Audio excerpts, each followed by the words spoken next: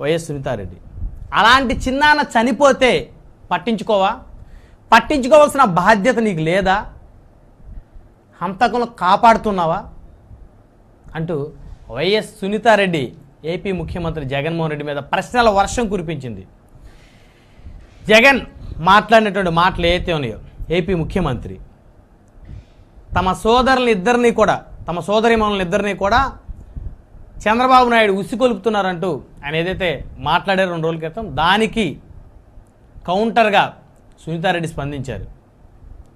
So Andhra Pradesh రాజకీయాల్లో అన్నా versus చెల్లెలు మధ్యలో బాబాయ్ ఎపిసోడ్ సంచలనంగా మారుతోంది.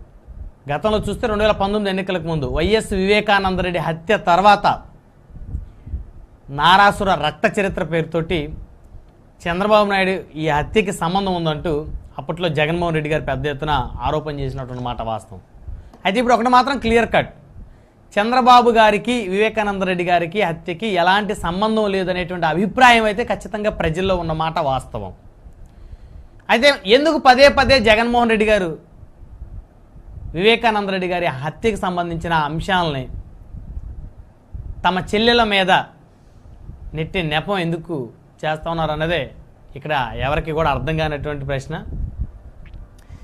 సో ఏపీ 2024 ఎన్నికల ప్రచారంలో వైఎస్ వివేకానందరెడ్డి హత్యకి సంబంధించిన అంశం అయితే ఖచ్చితంగా చర్చానీయాంశం అవుతుంది, అందులో ఎలాంటి డౌటు లేదని చెప్పుకోవచ్చు. రేపటి నుంచి పిఠాపురం నుంచి జనసేన అధినేత ప్రజల్లోకి వెళ్తూ ఉన్నారు, యాత్ర మొదలు పెడతా ఉన్నారు. అదేవిధంగా ప్రజాగలం యాత్రతోటి జనంలోకి మాజీ ముఖ్యమంత్రి చంద్రబాబు నాయుడు వెళ్తున్నారు. అదేవిధంగా బస్సు యాత్రతోటి ఆంధ్రప్రదేశ్ ముఖ్యమంత్రి జగన్మోహన్ రెడ్డి ముందుకు దూసుకు వెళ్తూ ఉన్నారు. మొత్తానికి ప్రచారానికి పవన్ వస్తుంటే శ్రేణుల్లో కొంత జోష్ అయితే పెరిగిందని చెప్పుకోవచ్చు. కూటమికి సంబంధించిన శ్రేణుల్లో ఈ అంశాలన్నీ చర్చిద్దాం. ఇదే వాళ్ళ హాట్ టాపిక్లో మనతో పాల్గొనడం కోసం హనుమంతరెడ్డి గారు వైఎస్ఆర్ కాంగ్రెస్ పార్టీ సీనియర్ నాయకులు మనతో జూమ్కల్ అందుబాటులో ఉన్నారు. అదేవిధంగా సుఖవాసి శ్రీనివాసరావు గారు తెలుగుదేశం పార్టీ రాష్ట్ర కార్యదర్శి మనతో జూమ్కల్ అందుబాటులో ఉన్నారు. అదేవిధంగా శాంతి ప్రసాద్ గారు జనసేన పార్టీ సీనియర్ నాయకులు సీనియర్ అడ్వకేట్ మనతో జూమ్కల్ అందుబాటులో ఉన్నారు. అదేవిధంగా ఆంజనేయ రెడ్డి గారు భారతీయ జనతా పార్టీ సీనియర్ నాయకులు మనతో జూమ్కల్ అందుబాటులో ఉన్నారు. రైట్, ముందుగా శాంతి ప్రసాద్ గారితో మాట్లాడదాం. శాంతి ప్రసాద్ గారు, గుడ్ మార్నింగ్ అండి. నమస్తే బ్రహ్మనాయుడు గారు, మీకు ప్యానల్లో ఉన్న పెద్దలకు సోదరులకు చూస్తున్న క్షణం. ఏపీ ముఖ్యమంత్రి జగన్మోహన్ రెడ్డి గారి మాటలకి కౌంటర్గా ఆయన చెల్లెలు సునీతారెడ్డి చేసిన వ్యాఖ్యలు విన్న తర్వాత మీకేమనిపిస్తూ ఉంది శాంతి ప్రసాద్ గారు? జగన్ గారి మీద ఆరోపణలు చేస్తున్నారని అనిపిస్తూ ఉందా కూటమితో కలిసి, లేకపోతే వాస్తవాలను తమ మనసులోని బాధను రాష్ట్ర ప్రజల ద్వారా జగన్ గారిని అడుగుతున్నారు అనిపిస్తుందా? బ్రహ్మనాయుడు గారు, బేసికల్ గా ఒక విషయం మనం గమనించాలి. జగన్మోహన్ రెడ్డి, ఎడుగురి సందింటి జగన్మోహన్ రెడ్డి ప్రస్తుతం చీఫ్ మినిస్టర్ ఆఫ్ ఆంధ్రప్రదేశ్. ఆయనకు అది సోయుందో లేదో నాకైతే అర్థం కావట్లేదు. ఎడుగురి సందింటి జగన్మోహన్ రెడ్డి 2019 ముందు ప్రతిపక్ష నేత, క్యాబినెట్ ర్యాంక్ హోల్డర్.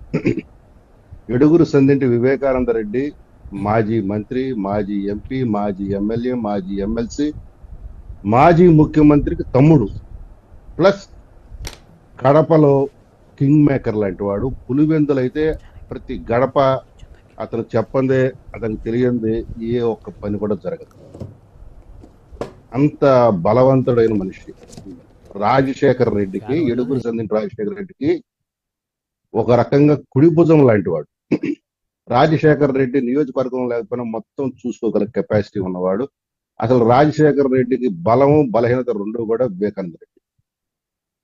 నిజంగా వాళ్ళిద్దరూ బతుకున్నప్పుడు మనం తెలుగులో చెప్తుంటాం రామ లక్ష్మణులు, ఆ టైప్ లో ఉండేవాళ్ళు. సో ఇప్పుడు చనిపోయింది ఎవరు? ఒక మాజీ ముఖ్యమంత్రికి తమ్ముడు, స్వయాన మాజీ మంత్రి, ప్రస్తుత ముఖ్యమంత్రికి చిన్నాన్న. ఎక్కడ చనిపోయాడు? ఎక్కడో రోడ్డు మీదో, లేకపోతే యాక్సిడెంట్ వల్ల, లేకపోతే కడప దాటి బయట ఎక్కడో చనిపోతే మనం అర్థం చేసుకోవచ్చు. ముష్కర్లు ఏదో దాడి చేశారో, లేకపోతే అడుగురు దుర్ఘటనలో చనిపోయాడు. చనిపోయింది స్వయంగా కంచుకోట లాంటి పులివెందుల నియోజకవర్గంలో ఆయన ఇంటిలో. సామాన్య మానవుడెవడు కూడా సాహసం చేయలేనటువంటి ప్రదేశము, ప్రాంతము, సన్నివేశం అది. 15/3/2019 జరిగింది హత్య. ఎన్నికల సమయం నాడు ఏమని చెప్పారు ప్రతిపక్ష నేతగా మీరు? నారాసుర చరిత్ర అని తీశారు. కానీ ఆ రోజు ఉదయం 6 గంటల కాడి నుంచి ఏమని మొదలు పెట్టారు? గుండెపోటు అని మొదలు పెట్టారు. వాస్తవాలు తెలుసుకోకుండా గుండెపోటని మీడియాకి లీక్ ఇచ్చింది ఎవరు? మీరేగా. ఆ రోజు విజయసాయిరెడ్డి వచ్చి నేరుగా మీడియా ముందుకు చెప్పాడు కదా. మీ సాక్షి ఛానల్ కూడాను అది గుండెపోటుగానే ప్రచారం చేసింది కదా.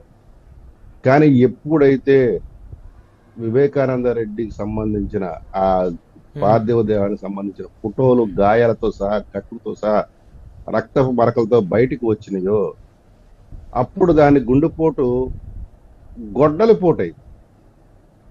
ఇది మీరు గమనించాలి. హత్య ఇది ఆత్మహత్య అల్లా గుండెపోటల్లా ఆత్మహత్య అయింది, ఆత్మహత్య అల్లా హత్య అయింది. ఒక అనుమానాస్పద మృతి కింద దాన్ని పరిగణించాలి. ఆ సమయంలో పోలీసులు కూడా ఆ రకంగా అనుమానాస్పద మృతి కింద దాన్ని నమోదు చేయాలి. అంటే 174 CRPC అంటాం. ఆ రకమైన ఆ దిశగా ఏమైనా ఆ రోజు ఎఫ్ఐఆర్ నమోదైందా? ఆ సమయంలో లేదు. పోలీసులు వచ్చారు, చూశారు. అక్కడ జరిగిందేంటి? ఆ రక్తం యొక్క ఆనవాళ్ళని కూడా తుడిచేయడానికి ప్రయత్నం చేశారు. అది హత్యతో సమానమైన నేరం అది. ఇదంతా చేసింది ఎవరు? పోనీ ఆ సమయానికి అక్కడ బయటవాడు ఎవడన్నా ఉన్నాడా? ఎవడూ లేడు. సరే, వీళ్ళు చెప్పే ఆదినారాయణ రెడ్డి, వీళ్ళు చెప్పే బీటెక్ రవి, వీళ్ళు చెప్పే చంద్రబాబు నాయుడు పోనీ ఆ గదిలోకి వచ్చి చూసారా? లేదు. పోనీ అంతకు ఒక రోజు ముందు కానీ 2 రోజుల ముందుగా అక్కడ తెచ్చాడినట్టుగా ఏమన్నా సాక్ష్యాధారాలు మీరు సంపాదించారా? లేదు. సో ఎవడు చేస్తుంటాడు అనేది ఊహాజనితంగా నడుస్తున్న సమయంలో ఆ రోజు సాయంత్రం జగన్ రెడ్డి గారు మీడియా ముందుకు వచ్చి చెప్పిన మొట్టమొదటి మాట, మా బాబాయిని గొడ్డలితో చంపారు. యూట్యూబ్లో ఇప్పటికీ దొరుకుతుంది. గొడ్డలితో చంపారు. ఆయుధం కూడా చెప్పాడు ఆయన. అప్పటి వరకు ఇదేంతో చంపారనే దానికి ఎవరికి తెలియదు.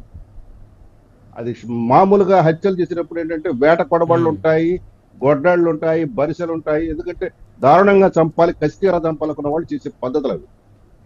సుఖంగా చంపాలనుకున్నవాడు తుపాకీతో చంపుతాడు, ఉరివేసి చంపుతాడు, ఇంకేదో నానా రకాల పద్ధతులు ఉంటాయి. కానీ ఆయుధాలు, వేట కోడళ్ళు కానీ గొడ్డలు కానీ తీసుకున్నాడంటే వాడు చంపాలనుకున్న ధ్యేయము హీనంగా చంపాలి, క్రూరంగా చంపాలనే ఉద్దేశం ఉన్నవాడే చేస్తాడు ఆ పని. జరిగింది దాని వివిధ రకాలుగా డిస్క్రిప్షన్. ఎంతమంది ఇద్దరు వ్యక్తులు పడర రెక్కలు విరిచి పట్టుకుంటే ఇంకోడు గొడ్డలతో కొట్టి జగన్ రెడ్డి స్వయంగా చెప్పాడు. ఆ చెప్పిన వ్యక్తికి ఇన్ఫర్మేషన్ ఎక్కడి నుంచి? కానీ అటువంటి డిస్క్రిప్షన్ మనకి దస్తగిరి 164 స్టేట్మెంట్ ఇచ్చేవరకు రాలా. మనకి బయట ప్రపంచానికి తెలియదు. దస్తగిరి ఎప్పుడు వరకు మరి తెలుసా? సెప్టెంబర్ 2021. హత్య జరిగింది 15/3/2019. అతను అప్రూవర్గా మారి స్టేట్మెంట్ ఇచ్చిన తర్వాత మాత్రమే పిక్చర్ అంతా క్లియర్ గా వచ్చింది. హంతకులు ఎవరు, హత్య చేయించింది ఎవరు, పాత్రదారులు ఎవరు, కుట్రదారులు ఎవరు, సూత్రధారులు ఎవరు, ఇవన్నీ కూడా బయటకు వచ్చింది. కాదంటారా? అది 2021.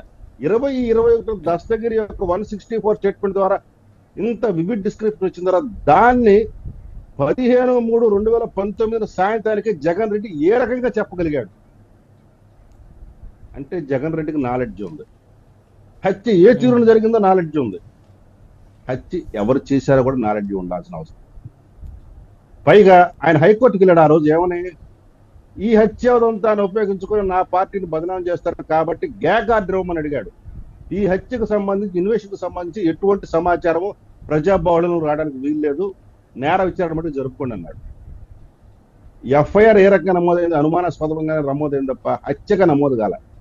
ఎప్పుడు నమోదైంది? సునీతారెడ్డి వచ్చి యాజిటేషన్ చేసి స్వయంగా ఆమె డాక్టర్ అవడంతో ఆ గాయాలు పరిశీలించి ఆ గాయాలు ఏ రకంగా కలుగుతాయని ఆమె చెప్పిన తర్వాత బయటకు వచ్చింది. ఈలోపు బాడీకి కుట్లు ఎవడేమన్నాడు, కట్లు కట్టమన్నాడు. అసలు కుటుంబ వారసులు రాకుండానే దాన్ని ఖననం చేయడానికి ఎందుకు ప్రయత్నం చేశారు? ఇవన్నీ జరిగిన మీడియాలో వచ్చినాయి అప్పుడు వార్తలు. సరే అక్కడికి వదిలేస్తే నువ్వు అవును. అయితే ఇక్కడ శాంతి ప్రసాద్ గారు, సునీతారెడ్డి గారు చేసే వ్యాఖ్యలు ఏ విధంగా చూడాలి? అదే ఆ నేపథ్యానికి రాబోతుంది. ఆవిడకి ప్రజలకు సానుభూతి లభిస్తుందని చెప్పుకోవచ్చా? ఆ నేపథ్యానికి రావాలంటే ఇదంతా తెలియాల. జగన్ రెడ్డికి అంత క్లియర్ గా ఏ రకంగా చెప్పాడు, హత్య ఏ రకంగా జరిగిందనే దాన్ని దస్తగిరి చెప్పే వరకు బయట ప్రపంచానికి తెలియని విషయాన్ని ఆయన ఆ రోజే సాయంత్రం ఎట్లా చెప్పాడు? ఇది ఇక్కడ మౌలికమైన ప్రశ్న. ఈ ప్రశ్నలో ఇప్పుడు సిబిఐ తరం కావాలని ముఖ్యమంత్రి అయిన తర్వాత మరలా వద్దని చెప్పిన తర్వాత ఈమె సిబిఐకి వెళ్ళిన తర్వాత ఇప్పుడు ఇవన్నీ బయటకు వస్తుంటే అవినాష్ రెడ్డి దాకా వచ్చి ఆగినప్పుడు నువ్వు అవినాష్ రెడ్డిని కాపాడటానికి నువ్వు ఎందుకు విశ్వ ప్రయత్నాలు చేశావు? తర్వాత అజయ్ కల్లాము వీళ్ళ స్టేట్మెంట్ ద్వారా మన భారతీ రెడ్డి గారి పేరు, జగన్ రెడ్డి గారి పేరు బయటకు వచ్చిన తర్వాత అజయ్ కల్లాం హైకోర్టుకి వెళ్ళి నేను అటువంటి స్టేట్మెంట్ ఇవ్వలేదు ఎందుకు ఈరోజు పిటిషన్. ఈ కేసు చాలా లోతైంది. లేదు హనుమంత్ రెడ్డి వాడికి ఇలా విలువలు విడిచి మీరు ఇలా మాట్లాడతారని నేనైతే ఊహించలేదు. శాంతిప్రసాద్ గారు మాట్లాడతాడా? నీచమైన రాజకీయాలు మాట్లాడతాడా? నీచమైన రాజకీయాలు మాట్లాడుతుంది మీరు, నీచమైన రాజకీయాలు చేస్తుంది మీరు అంటున్నా, జిల్లా వాసులు నీచమైన రాజకీయాలు చేస్తుంది మీరు అంటున్నా. తెలియనప్పుడు హత్య జరిగిన రోజు సాయంత్రం పూట ఏ రకంగా డిస్క్రిప్షన్ ఇస్తాడు? శాంతిప్రసాద్ గారు మళ్ళీ వస్తాను. హనుమంత్ రెడ్డి గారు, శాంతిప్రసాద్ గారు మళ్ళీ వస్తాను. ఆగండి, దయచేసి ఆగండి. రాష్ట్ర ప్రజలు కన్విన్స్ చెప్పే ప్రయత్నం చేయండి. వాళ్ళు శాంతిప్రసాద్